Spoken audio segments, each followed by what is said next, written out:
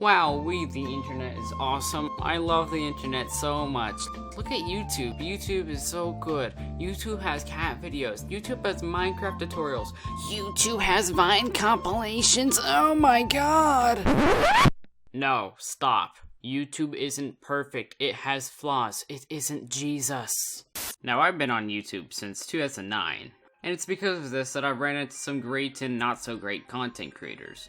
But over the time, it's been very apparent that YouTube is more than just a platform to post funny videos of your pets or parodies of Nickelodeon TV shows. It's a website where creative people can have a place to share their entertaining videos all while making profits so that they can keep on doing what they love. But guess what? YouTube is unintentionally destroying what makes the service so great. Over the past year, I've seen more complaints about YouTube's flawed system than I've ever seen in my whole 7 years on the website. Now, there are some stupid ones, like people crying over a new web design layout. This new design has to go. I'm just not happy with it, because first of all, this new layout, it just feels like MySpace. I'm not knocking MySpace, like the new design for it just feels like they're trying to go in that direction. I mean, but I'm not liking this at all. But there are some legit problems that could scare away future content creators from this site, and that's a serious issue. So in today's videos, I hope I can address the main issues that I've noticed so that you can become more aware about what's going on in the YouTube community.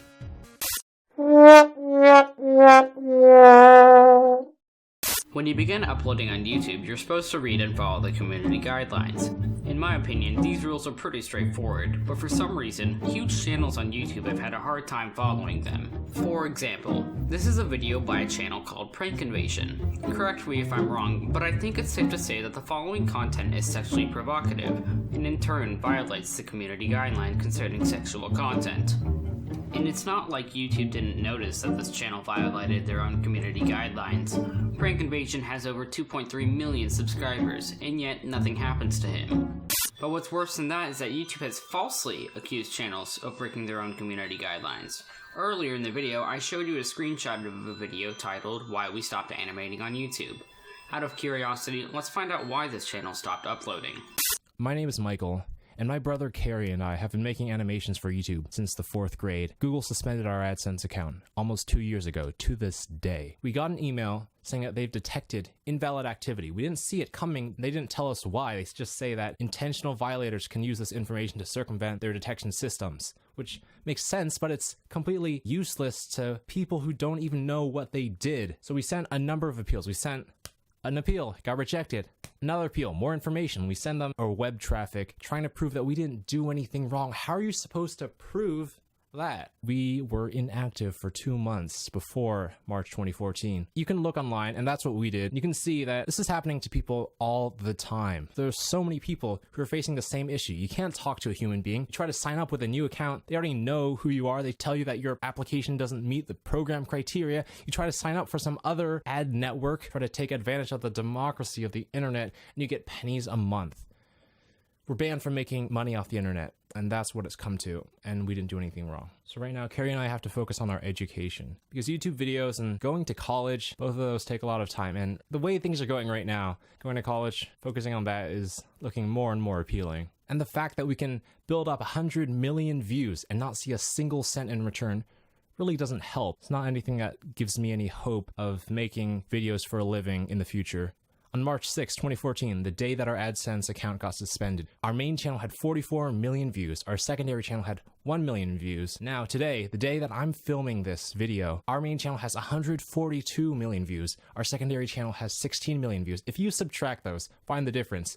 That's 113 million views that we haven't received any compensation for. If that isn't stupid enough, let's take a look at a video they posted a month before they explained their lack of content on their channel. On January 19th, 2016, YouTube took down Battle for Dreamland Episode 1 Part 2, which had over 6.5 million views. Also, I forgot to mention, Michael sent an appeal for taking down the video, but YouTube denied that as well. And that was after 6 years of it sitting on YouTube totally fine, with 6.5 million people also agreeing it was totally fine, and several thousand people even liking it.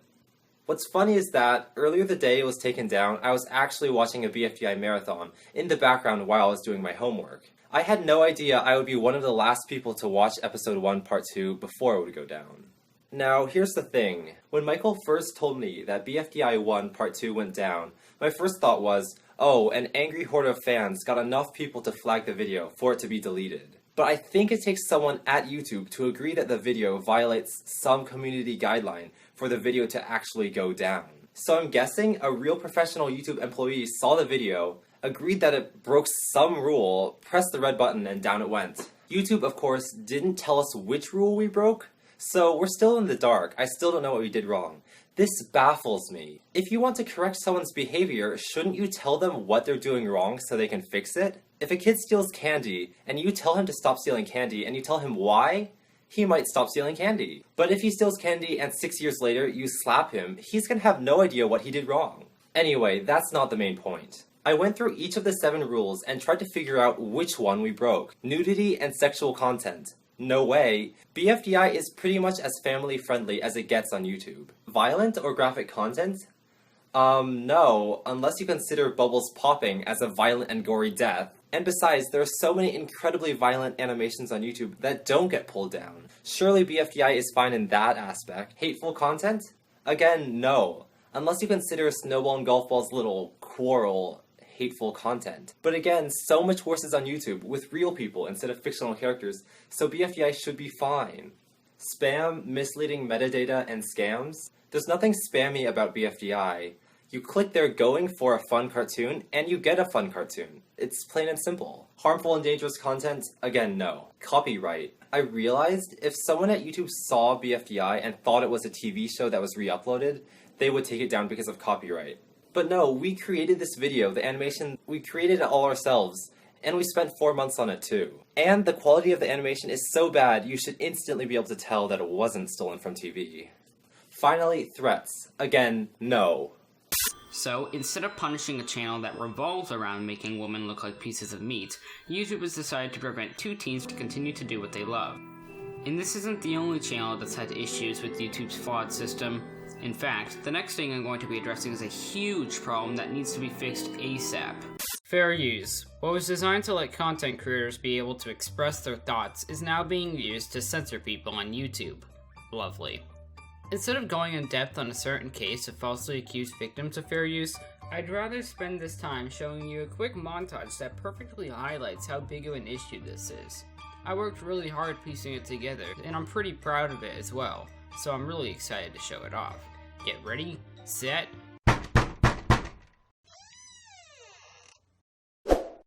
What? YouTube started listening for a change? Well, okay then. That's new. Well, I guess there is some hope then. Sadly, I guess I can't show you the awesome montage that I most definitely had ready to show off. But since this is news, why not take this time to show you the new Content ID system? Thankfully, it addresses the biggest issue content creators had with the problem, that being how the money from a monetized video gets distributed when said work gets a copyright claim. Before, big companies could flag a video that followed fair use law and steal the monetization off the work until the content creator could get rid of the false copyright claim. That could take up to 3 months. Now, all money made after the video gets a copyright claim will be put into a separate account, and the winner of the dispute will receive all the money generated from then on. So now big companies can't profit off of false copyright claims. It's the best Content ID system that you could put in place at this point in time. Now we know YouTube is listening, and a fix to the Content ID system is huge. Whether YouTube wanted to fix the system, we don't know. Like I mentioned, fair use on YouTube has been a pretty big topic, with channels complaining about getting their content stolen from different React channels, or whether it has to do with companies dropping false copyright claims for no reason. It was coming to the point where some businesses were swaying away from the website because of the conflicts, and that's something YouTube definitely wanted to prevent. Regardless, it's nice to see a fix to the system, and hopefully YouTube will start enforcing the community guidelines too. In the end, only time will tell.